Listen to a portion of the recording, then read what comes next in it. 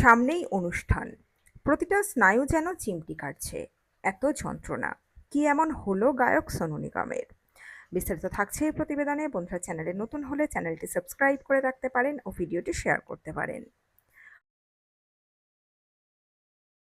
Physiotherapy बहुत तकलीफ में था। मैं अभी पेन किलर्स दे रहा हूँ, तो उसकी वजह से मेरा गला भी थोड़ा भारी हो पड़ा है। গুরুতর অসুস্থ গায়ক সোনু নিগম। গত কয়েকদিন ধরে স্নায়ুর সমস্যায় ভুগছেন তিনি, যা নাকি বেশ যন্ত্রণাদায়ক। খবর, গত কয়েক সপ্তাহ ধরেই চিকিৎসা চলছে এই গায়কের। ইতিমধ্যে এমআরআই, সিটি স্ক্যান সবই করিয়েছেন তিনি।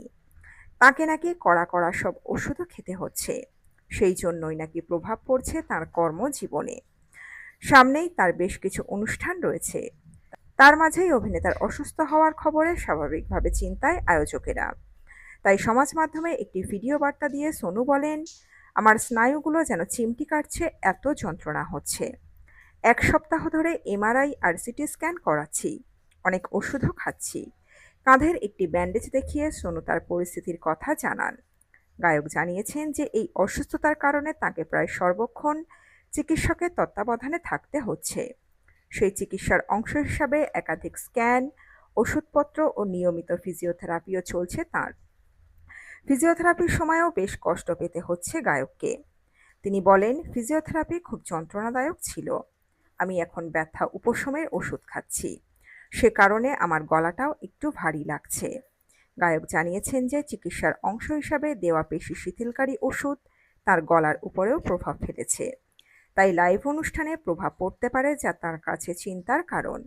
শারীরিক কষ্ট থাকলেও গায়ক তার মুম্বাই নির্ধারিত অনুষ্ঠানটি করার সিদ্ধান্ত নিয়েছেন।